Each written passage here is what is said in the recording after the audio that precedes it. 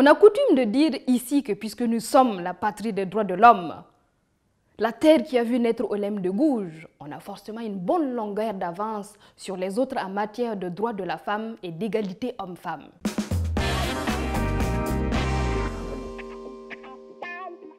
Quand on parle des autres, on pense bien sûr à l'Afrique, surtout à l'Afrique noire, qui soumet ses femmes à une fécondité de dingue dès leur plus jeune âge. Alors il faut quand même se souvenir que quand Danton et Robespierre prenaient un verre place de la Bastille, et quand ils voyaient passer Olympe de Gouges, ils disaient « Oh, mais regarde qui passe là, c'est pas Olympe de Gouges ?» Alors forcément, elle les traitait de blaireaux. Et eux, ils répondaient « Oh, mais c'est quoi cette femelle hystérique là? Oh, aucun humour !» Et d'ailleurs, comment elle a terminé Olympe de Gouges? Elle a été guillotinée. Voilà pour la pionnière du féminisme en France. Et je vous épargne les attaques dont fut victime Simone Veil quand elle défendait le droit à l'avortement. Ses propres amis lui ont dit que l'avortement est pire que le nazisme. Non mais il faut avoir des particules bien accrochées pour pouvoir sortir des conneries pareilles. Et plus récemment encore, on se souvient des attaques à la fois racistes et misogynes auxquelles Christiane Taubira a dû faire face. Hé, vas-y Christiane, remonte dans ton cocotier. Encore des femelles hystériques sans humour. Mais plus généralement, les inégalités salariales, les précarités sociales. La France est-elle parvenue à s'en débarrasser? Et toute cette violence masculine, le harcèlement. Et je sais de quoi je parle. Oui. J'ai un harceleur sur le net. Un de ces crétins qui comprend oui quand tu dis non. Et il paraît que dans mon métier, quand tu as un fan dégénéré, c'est que tu atteins la notoriété. Bonjour le cadeau. Mais il y a pire. Les viols et les féminicides. N'en jetez plus, la coupe est pleine. Et en France, ça se passe tous les jours.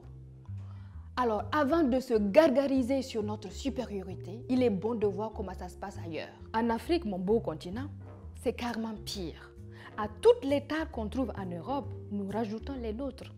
L'excision, l'infibulation, l'interdiction de l'avortement, les mariages forcés, l'esclavage des jeunes filles, et j'en passe et des meilleurs.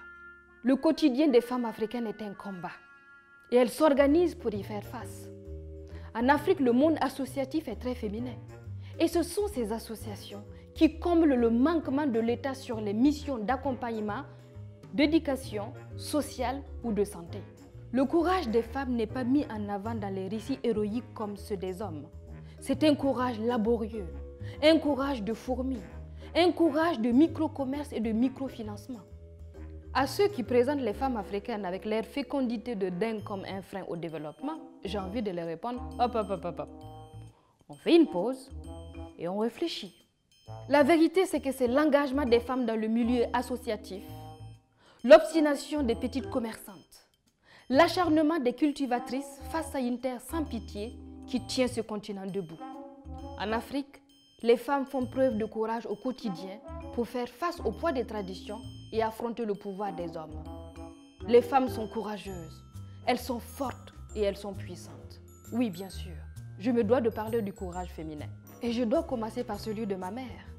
Elle ne m'a jamais parlé de courage. Il a suffi juste que je la regarde se battre pour sa famille pour en avoir une idée assez claire. Elle ne m'a jamais parlé de féminisme, mais c'est d'elle que je tiens tout ce que j'en sais aujourd'hui. Elle m'a appris à être juste et à ne jamais avoir peur du combat.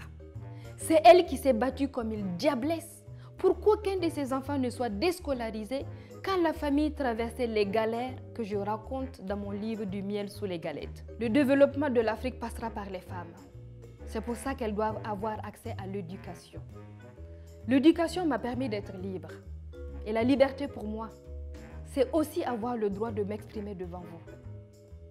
Un proverbe dit chez moi que la femme, c'est la ceinture qui porte le pantalon de l'homme. Je vous laisse méditer là-dessus.